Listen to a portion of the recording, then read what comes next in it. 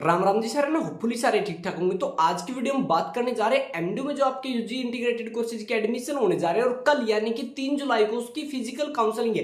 Physical counselling क्या है, कैसे इसके टाइमलाइन रहने वाले, यानी कैसे कैसे फिजिकल काउंसलिंग होगी, और इसके साथ साथ बहुत सारे स्टूडेंट के कुछ क्वेश्चन थे कि हमें जाना है नहीं जाना, किसको जाना है किसको नहीं जाना, किसका एडमिशन होगा, कैसे एडमिशन होगा, सारी चीजों के बारे में आज की वीडियो में डिस्कस करेंगे। तो वीडियो को आखिर तक जरूर देखना। ओके, तो सबसे पहले मैं बता देता हूँ कि आपकी एक लिस्ट आई थी आपकी 29 और 30 तारीख को, जिसमें बताया गया था कि आपके सभी के रिजल्ट दे दिए थे उसके अंदर। ओके, जैसे कि भाई उसमें जिसके 5 नंबर थे उसके भी दे दिए, जिसके 70 नंबर थे उसके भी दे दिए, कोर्स वाइज आपकी सबकी लिस्ट डाल दी थी, जो कि मैंने अपने व्हाट्सएप चैनल पे बता दी थी। ओके, इसके बाद क्या हुआ कि बहुत सारे बच्चों ने अपना जो प्रोस्पेक्टस पढ़ लिया, और उसमें एक चीज दे रखी थी कि आपकी प्रोविजनल मेरिट लिस्ट आएगी 2 तारीख को।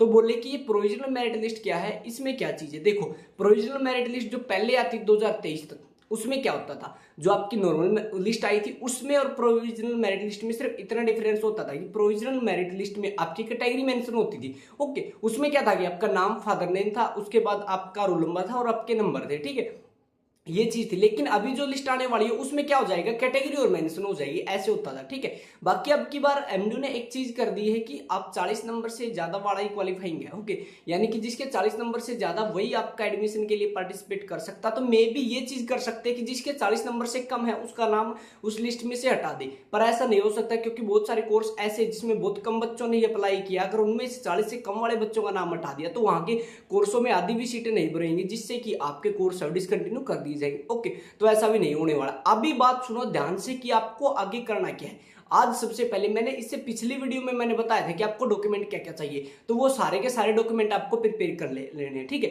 फिर आपका कल एडमिशन कैसे होगा उस चीज के बारे में आज की वीडियो में बात करूंगा, तो वीडियो को ध्यान से और आखिरी तक जरूर देखना। कल सुबह आपको 9 से 10 बजे तक अपने डिपार्टमेंट में जाना, आपको खुद। ठीक है, आप अपने पेरेंट्स को लेके जा सकते हो, अपने दोस्तों को लेके जा सकते हो। ठीक है, लेकिन आपको जाना 9 से 10 बजे। वहां पे जाओगे डिपार्टमेंट में, वहां पे कहना कि सर मेरे को एडमिशन करवाना है और मैं फिजिकल काउंसलिंग के लिए आया हूँ। ओके, तो वो आपको एक पर्चा देंगे, ब्लैंक पेज, उसके ऊपर क्या हो, कॉलम बने होते हैं, आपका नाम, फादर नेम, ठीक है, उसके बाद आपकी कैटेगरी, आपके रोल नंबर, जो एंट्रेंस एग्जाम का रोल नंबर था वो, और आपके मार्क्स, कितने मार्क्स आए, और आपकी कैटेगरी, ये सारी चीजें उसमें मेंशन करवाई जाती है सभी बच्चों की।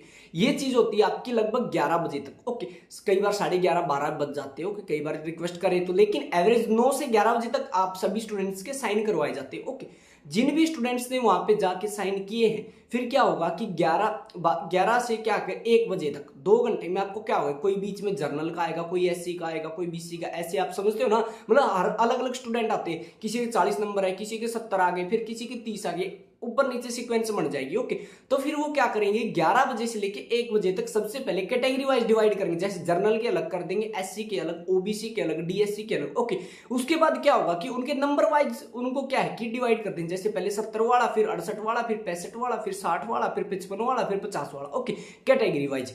उसके बाद क्या होगा कि आपका वहां पे काउंसलिंग स्टार्ट हो जाएगी। ठीक है, सभी बच्चे बाहर वेट करेंगे, कहीं कहीं भी आपको कॉन्फ्रेंस हॉल हो सकता है, सेमिनार हॉल हो सकता है, या फिर आपको ऑडिटोरियम में बुला सकते हो। ओके, वहां पे क्या होगा कि आपको बैठना है, फिर क्या होगा, काउंसलिंग स्टार्ट होगी। जैसे सबसे पहले एआईओसी में 72 मार्क्स वाला सबसे टॉपर बच्चा है, तो वो नाम बोलेंगे, जैसे कि कोई एग्जांपल लेके चलो, Ajay.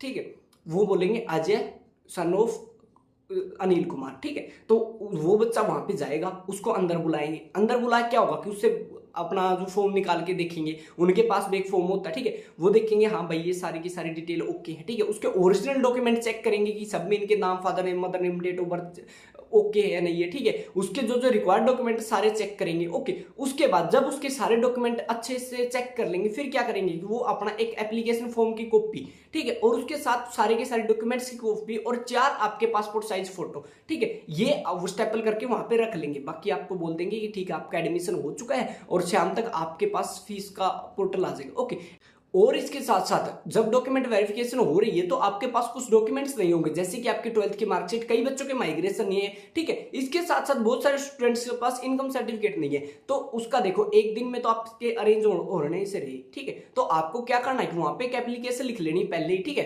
To the head of departments, ठीक है, आपका डिपार्टमेंट का नाम, उसके बाद एमडीयू रोहतक, ठीक है, उसके बाद आपका टॉपिक डालोगे, जी मेरे पास ये डॉक्यूमेंट नहीं है इसलिए मैं एप्लीकेशन लिख रहा हूँ, रिस्पेक्टेड सर, हिंदी में भी लिख सकते हो आपकी, मैं आपके डिपार्टमेंट में इस कोर्स के लिए अप्लाई किया है, मेरा नाम ये, मेरा फादर नेम ये है, मेरा 12th क्लास की मार्कशीट अभी बोर्ड से आई नहीं है, मेरी बोर्ड की मार्कशीट 5 से 7 दिन में आ जाएगी और मैं 10 दिन के अंदर अंदर मेरी जो मार्कशीट है वो जमा करवा दूंगा, ठीक है। ऐसे आप इनकम सर्टिफिकेट के लिए लिख सकते हो, सारी चीजों के बारे में लिख सकते हो, ठीक है। और उसके बाद नीचे लिख सकते हो कि आप जो भी है ट्रूली है, या फिर आप लिख सकते हो, ठीक है, रिस्पेक्टेड जो भी लिख सकते हो। उसके बाद आप क्या करोगे कि अपना नाम, फादर नेम, उसके बाद आपका कोर्स, उसके बाद आपका रजिस्ट्रेशन नंबर या फिर जो आपका फॉर्म नंबर है वो, और मोबाइल नंबर, ये चीज आपको लिख के एप्लीकेशन सबमिट करवा देनी, ओके। ऐसे फिर दूसरे बच्चे को बुलाएंगे, तीसरे बच्चे को, चौथे बच्चे को। मान लो कि एआईओसी में 10 सीटें हैं, ठीक है, और बच्चे हैं मान लो कि टॉप के 10, ठीक है, 10 बच्चों की लिस्ट है उनके पास, लेकिन 10 में से क्या है कि 2 बच्चे आए नहीं है, तो वहां पे सिर्फ 8 बच्चों का एडमिशन हुआ,